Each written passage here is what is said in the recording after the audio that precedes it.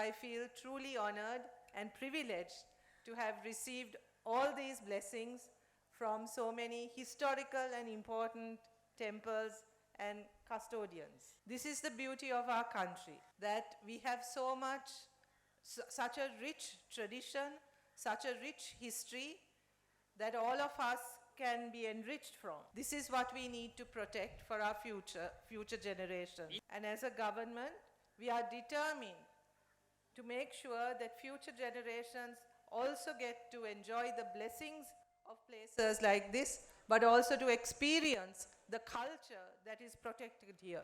So once again, I thank you for this privilege and this great honor.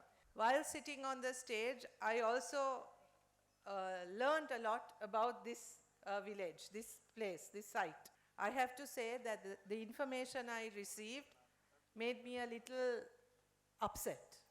I learned that in 1977, there were around 80,000 people living in Karenagar. Today, there are only 10,500.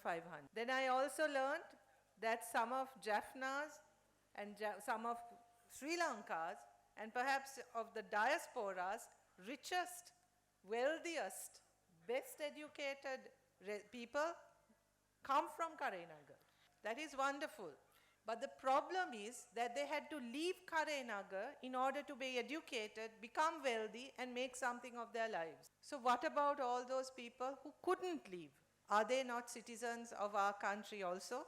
Should they not have the same rights and privileges as everyone else? Because I'm interested in education, I asked a few questions about this level of, about the access to education in Karenagar. Then I became even more upset, because I learned that there are only 2 schools offering A-level sub-streams here. And that even in those A-level streams, there are often only about 2 teachers. That after the grade 5 scholarship, all the children who pass the grade 5 scholarship leave Karenagar and go to Jaffna for their further education. So that means that for all of these years, there have been governments, there have been presidents, there have been national governments, parliamentarians representing this area, there have been local governments, there have been provincial governments. But what have they done in terms of uplifting the education of the people of Karenagar? We know that education is a priority, people value education, and people see education as a path towards mobility, prosperity, and doing well in life. That being educated is something very important, that the people of this part of the country have been deprived of their right to a quality education, not just for 1 or 2 years, but for decades that this has been going on. How is that acceptable? Then I also learned that there is a water problem here. That is also a basic need. Access to clean water is not a luxury. It's a basic fundamental right. I learned that people here have to pay 1 rupee and 20 cents per liter. Yeah? 1 rupee and 20 cents per liter to obtain clean water. That water has to be brought from Bowsers from the mainland. That various projects that were initiated to provide drinking water to this area never got completed or were not even started because of corruption. It is 16 years since the war ended.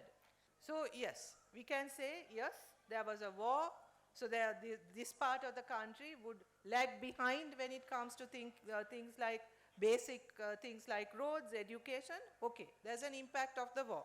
But that's 16 years ago. What happened between then and now? Why couldn't these basic issues still not addressed? So this is where local government becomes so critically important. These are all issues that have to be dealt with by local government authorities. As you know, about a month ago, the NPP passed its first budget. Large amounts of money for things like this, for education, for road, for building schools, for infrastructure, for public transport, for water, for health, all of this.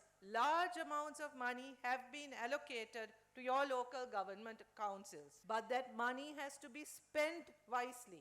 Every cent of that money has to be spent on the projects that have been selected and identified.